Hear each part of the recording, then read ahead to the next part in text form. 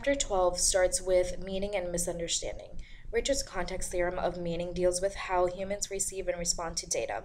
He states that the meanings we attach to the stimuli in our environments are thus rooted far in our past and grow out of another. So, an example would be boy plays with dog, dog bites boy. Boy grows up and becomes a man and is still afraid of all dogs, including small little puppies. Next, we talk about the literary context, the other words before and after a given word which determine how it is to be understood. Words don't appear in isolation but in literary context. To understand the meaning of something, you have to know the context of it, the circumstances under which anything is written or said. The semantic triangle is the rhetorical device that incorporates three elements into human communication, makes a clear distinction between symbol, referent, and thought in reference, demonstrates that meanings don't exist in symbols or words, but in people. An identical symbol or word does not evoke an identical meaning for different people. The symbol and referent. People treat words as if they were actual things in reality. The word dog, acting like the symbol dog, is an actual four-legged animal. We confuse a symbol with a thing. This can be a problem in human communication. Thought and reference. We communicate with symbols that stand for or refer to things. There is a third element in the semantic triangle, thought or reference. We use words assuming that our partner is coming from our same thought reference perspective. We assume our references are universal. This can obstruct communication between individuals. So, two people talking about kittens. Person A was once attacked by a kitten. His thought reference for kitten is that they are dangerous and unfriendly. Person B likes kittens. His thought reference for kitten is that they are nice pets. When they discuss kittens, they use the same symbol, the word kitten, a similar referent, the actual four-legged animal.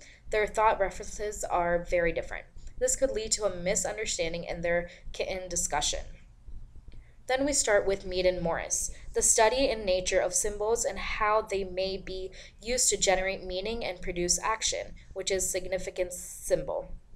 Mead explains how a communicator's use of signs for the purpose of arousing meaning in himself or herself at the same time occurs in another. The significant symbol is that the gesture, the sign, the word which is addressed to the self. Mead put more graphically when he observed a person who is saying something is saying to himself what he says to others. Otherwise, he does not know what he is talking about. A communication which occurs that does not lead to a shared meaning between speakers and the listener falls short of significance.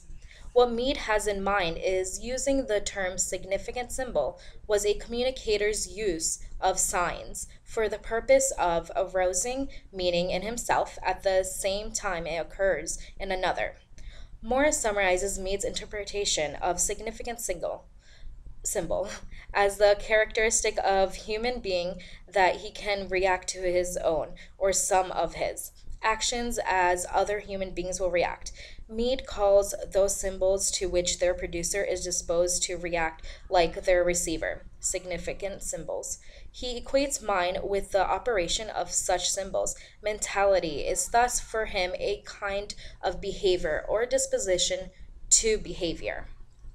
So, Mead and Morris, to embrace the idea of significant symbols, however, is to argue that a communicator, by regarding himself or herself as a candidate for action, experiences the meaning and alteration in behavior that the message or sign usage is intended to convey. For whenever the encoder is not the source of the message being articulated, the signs he or she uses may not be achieving significance.